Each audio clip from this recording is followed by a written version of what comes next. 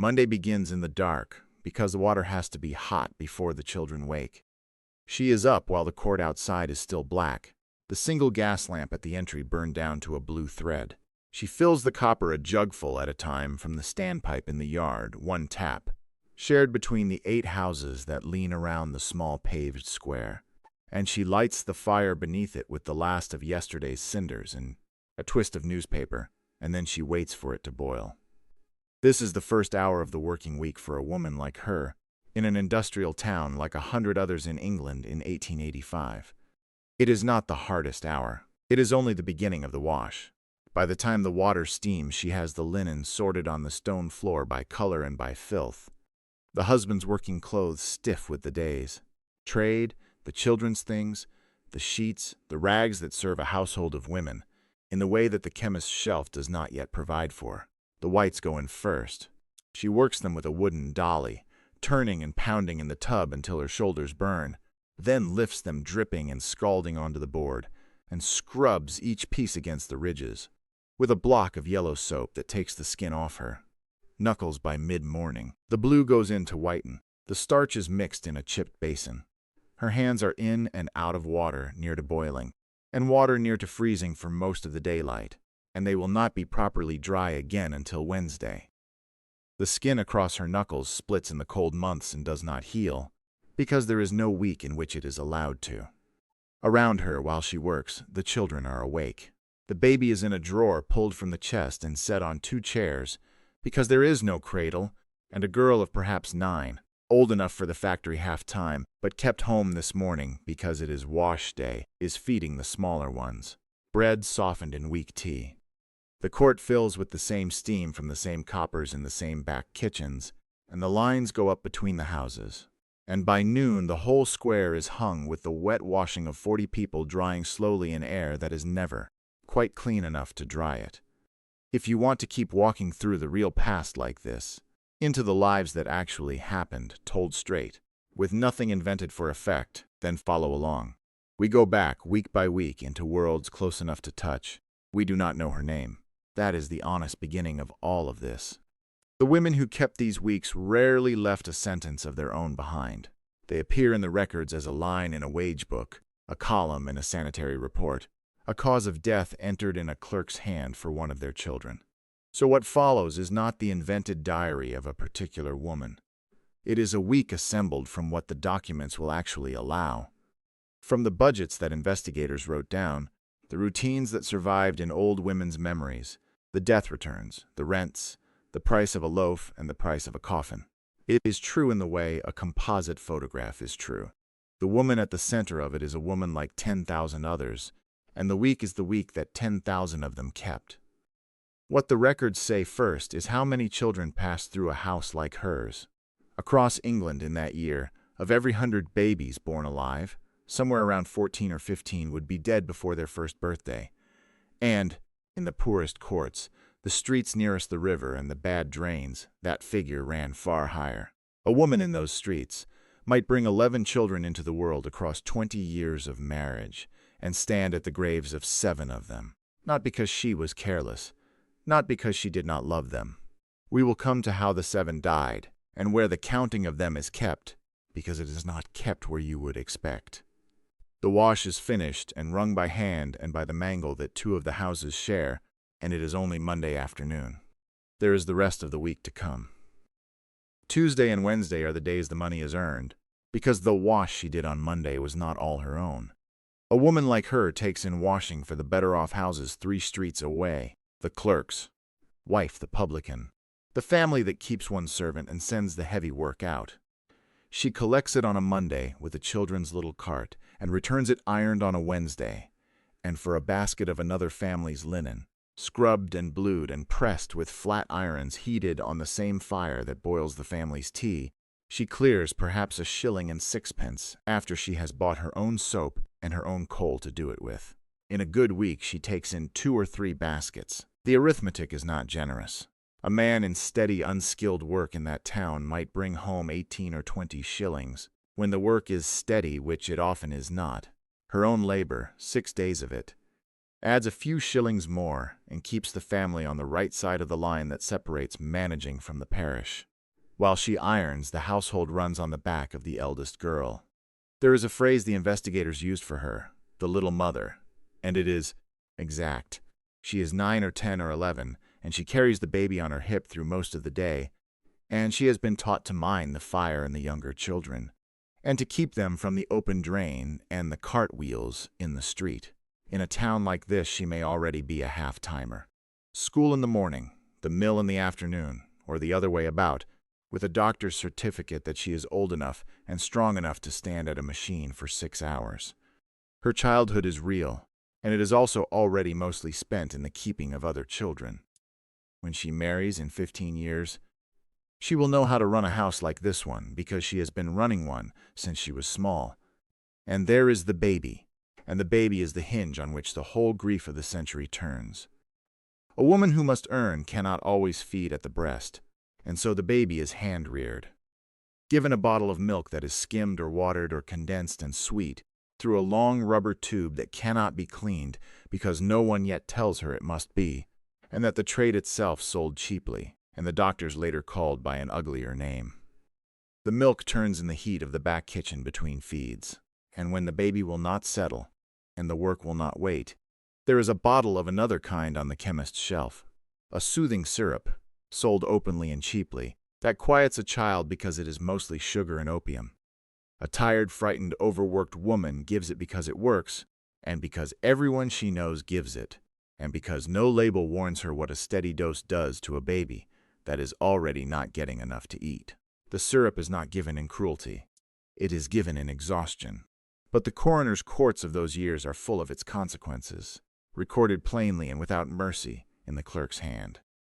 Thursday is the day of the money that is owed, and it is here that the counting of the 7 children is kept, because it is kept in the burial club. Understand the dread first. A pauper's funeral, the parish coffin, the unmarked grave, the body taken away in the cart with others, was, for a respectable poor family, a shame close to unbearable. To bury your own child decently, with a hearse and a stone, and the neighbors following, was the last dignity you could give them, and the last thing the world would judge you by. And so a woman like her pays into the burial club, a penny a week, sometimes more, for each life under that roof, herself, her husband, every child, handed to the collector who comes round on a Thursday and marks the card. In return, when a death comes, the club pays out a few pounds, enough for the coffin, the cab, the small meal after, the plot. It is the only insurance the household has, and it is bought before the rent is certain, before the boots are mended, sometimes before the food is sure. This is where the 7 are counted, not on a headstone. There is rarely money for 7 stones, and not in a family Bible she may not own, but in the worn card the collector marks, and in the parish register where a clerk wrote the same few causes again and again: convulsions, wasting, summer diarrhea, whooping cough, measles, scarlet fever, consumption.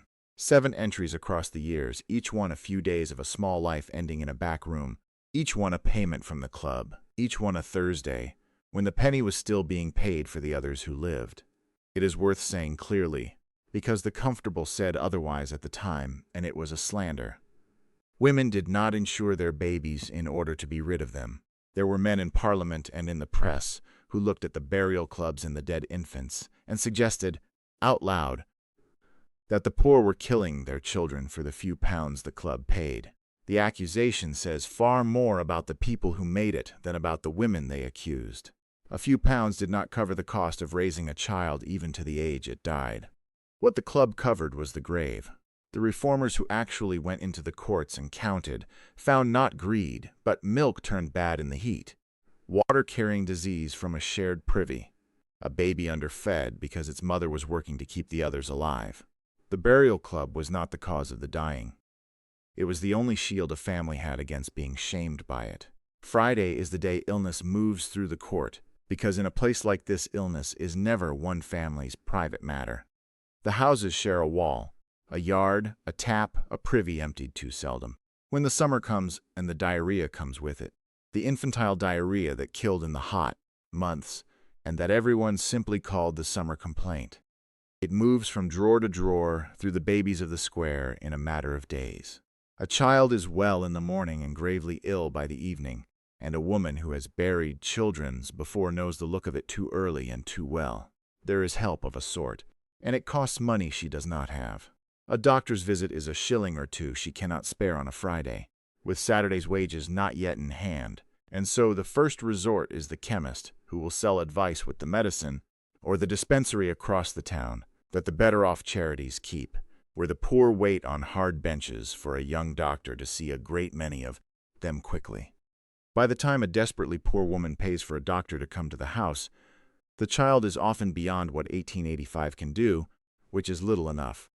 There are no antibiotics, there is no rehydration that anyone in that court understands. There is keeping the child warm and clean if the water can be spared, and quiet, and there is sitting up through the night. She has sat up through these nights before. She will sit up through this one. Saturday is the day the week turns. The wages come in, and with them the whole second economy of the poor begins to move. The pawnshop, 3 doors of every poor street had one within walking distance, does its heaviest trade now, because what was pawned on Monday to carry the family through the week is redeemed on Saturday night when there is money to redeem it. The husband's good suit, the one decent pair of boots, a wedding ring, the Sunday tablecloth, in on Monday for a few shillings, out on Saturday for a few shillings and the interest, ready to be respectable for one day, and back in the pawnshop window on Monday morning. It is not improvidence. It is a way of borrowing against your own possessions, week by week when no bank in the world would lend to you, and a careful woman runs it like a ledger in her head. The market stays open late on a Saturday, and the poorest shopping is done last, near to midnight, when the stallholders drop their prices on meat and fish that will not keep over Sunday. She buys the cheap end of the joint, the bones for stock, the bruised vegetables, the bread that is a day old, and here, honestly, is where some of the wages do not come home, because the public house is warm and bright and full, and after 6 days of work some of the men, and some of the women, drink more of the wage than the household can stand to lose. It would be a lie to leave it out, and a lie to pretend it was the whole story. For every house ruined by drink, there were others where a few coppers on a Saturday night was the only pleasure 2 exhausted people had, and the wage that mattered came home. The temperance reformers saw only the first kind. The woman keeping the budget knew the difference exactly, because she was the one who had to make Sunday out of whatever was left. Somewhere back along your own line, a woman kept a week like this one. A great-grandmother, a great-great-grandmother, a name on a census, a name on a stone. If you know it, leave it in the comments, and say what little you know of her. These were the women history almost forgot to write down, and a name said out loud is the smallest part of what they were owed. And on Saturday night, last of all, there is the bath. The same copper that boiled the wash on Monday heats the water again, and the tin bath is brought in front of the fire, and the children are washed in turn, cleanest first, the youngest in the last and dirtiest water, because that is the order the water allows. The step is whitened with a donkey stone. The boots are cleaned for the morning. By the time she sleeps, the house is as clean and as ready as 1 week's wages and one woman's hands can make it. Sunday is called a day of rest, and it is not one. It is the day there is no paid wash and no factory bell, and that is a different thing from rest. There is the cooking of the one real meal of the week.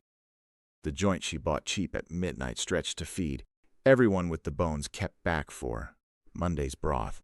There is chapel, because faith in these streets was real and was a comfort, and was also one of the few places a poor family was, treated as fully a family, dressed in the redeemed Sunday best, sitting together where no foreman or landlord could move them on. After the birth of each child there had been the churching, the short service that welcomed a mother back among the congregation once her lying in was over, which for a woman like her was rarely the month the better off could afford, and more often a handful of days before she was back at the tub. The body was not given time to heal between children. 11 times it was asked to begin again, and on a Sunday, if the cemetery is near enough to walk to, she visits the graves. Not 7 separate stones. There was almost never money for that, but the corner, where they lie, some together, some in the common ground. The club money kept her family out of by the narrowest margin. She knows the dates. She does not need a register to tell her which one was the spring and which one was the bad summer. A woman does not forget the order in which she buried her children, and she does not, contrary to everything the comfortable believed about the poor, grow used to it. The idea that the Victorian poor felt these deaths less because they happened so often is one of the cruelest things the era told itself. The grief was simply borne in private in a back room between 1 week of work and the next by women who had no time allotted anywhere for grieving and grieved all the same. That is the week. It begins again at 4 o'clock on Monday morning with the copper and the standpipe and the dark. Now stand back from it, because the distance is not as great as it feels. A woman who kept a week like this one in 1885 was very likely born around 1860 and may well have lived into the 1930s or even the 1940s. Long enough to see the electric light come into streets like hers, long enough to see the first state pensions and the first health visitors knocking on the doors of courts, like the one she raised her children in. Her surviving children lived into the age of the wireless and the motor car.